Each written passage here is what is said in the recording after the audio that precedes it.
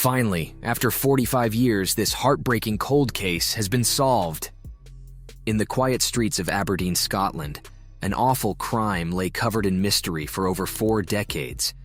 Brenda Page, the victim, was more than simply a name in the records of a horrifying unsolved murder. She was an accomplished scientist, an animal lover, and a person whose life was tragically taken. But no one knew at the time that it would take 45 years to solve this heartbreaking cold case. Brenda Page, a 32-year-old scientist from Aberdeen, Scotland, was found dead in her house on July 14, 1978, after having been savagely beaten and bloodied. Her murder was thoroughly investigated by the Aberdeen Police Department, but they had no idea at the time that this would be the biggest cold case Scotland has ever known. What makes Brenda's story particularly intriguing is her professional background as a scientist, specifically in the field of DNA testing. Little did anyone know at the time that DNA analysis, which was in its infancy in the late 1970s, would become a revolutionary tool in solving crimes. Brenda Page, who was born in 1946 in Ipswich, England, was well known for her unending kindness, quick humor, and intense love of animals. Her desire for knowledge prompted her to seek a career in zoology at University College London, where she excelled academically and received first-class honors. She then kept up her academic work, graduating from the University of Glasgow with a distinguished PhD in genetics. However, beneath her academic achievements lay the shadow of a chaotic marriage to Christopher Harrison, a relationship that would eventually crumble into divorce in 1976. Christopher was abusive, controlling, and violent towards Brenda from an early stage of their relationship. Christopher threatened to kill her after their divorce became final in 1977. Brenda's private life was clouded by the effects of this difficult past, putting a dent in her otherwise brilliant successes. After her divorce, Brenda was on her own. Brenda was struggling for money and responded in 1976 to a job advertisement. She found an advertisement in the newspaper as an escort. Back in the day, this was very different from now. An escort was simply employed to meet and socialize with men in order to earn extra money. There was absolutely no suggestion that Brenda had slept with any of these dinner dates, nor that she was involved in sex work in any form. Her family was fully aware of her second job.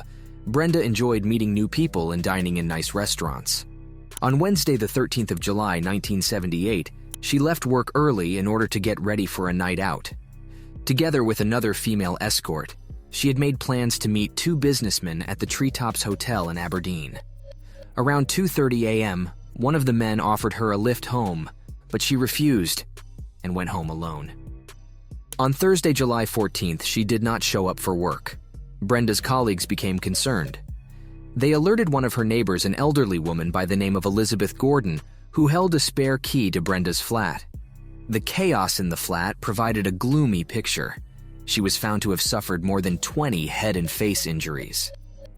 The detectives were unwavering in their resolve to solve the case despite the grim evidence of multiple blows to the victim's skull. They realized that this was not a random act of violence, but rather a deliberate and targeted murder. Within her flat, chaos ruled, bearing witness to the violent struggle that took place. The sensation of dread was made worse by the unquestionable evidence of a forced entry through the apartment's back window, which suggested that this was a planned action carried out by someone with evil intentions. Robbery was dismissed as a motive, as nothing was missing. The 2 businessmen Brenda had spent time with the night before were questioned. After questioning by the police, they were excluded from the investigation as suspects. Christopher Harrison's troubling history of abusing Brenda made him an inevitable focal point in the murder investigation. However, the defense found it extremely difficult to prosecute him because there was no solid proof connecting him to the crime. He was released from custody without charge 6 days after the murder. The importance of DNA and paint chip samples became critical at this point. These crucial pieces of evidence were painstakingly gathered and carefully stored because investigators understood how important they were, even as the case grew colder over time. A ray of hope for future justice was held by the persistent preservation of these vital samples, even though Christopher Harrison avoided guilt right away due to a lack of evidence. It was evidence of the perseverance of law enforcement and the possibility of solving unsolved crimes. Nobody anticipated that Brenda Page's case would ultimately be given fresh life by the advancement of forensic technology, opening the door to long overdue closure and accountability. Fast forward to 2020, new change came into Brenda's cold case. Amazing developments in DNA testing and forensic science have given people new hope for justice. Finding DNA evidence on Brenda's bed cover was one of the crucial discoveries. This finding was a significant development because it pointed the finger of suspicion at Brenda's ex-husband, Christopher Harrison. When a paint chip was discovered in Harrison's car and forensically linked to the paint on Brenda's glass window, it became clear that this was yet another vital piece of the puzzle. Harrison's involvement in the horrifying crime was further supported by the growing link between the DNA match on Brenda's bed cover and the paint chip connection to his car. This important information provided a clear picture of what happened that horrible night. The disturbing element that left little room for question was that it appeared like Harrison's car had struck Brenda's window as her apartment was being forcibly invaded. When put together, these analytical results gave the prosecution's case against Christopher Harrison a big boost, making it impossible for him to put up a defense. With each new piece of information, Brenda Page's long-dormant need for justice grew stronger, and in the end, it gave her family the peace and answers they had been looking for 45 years.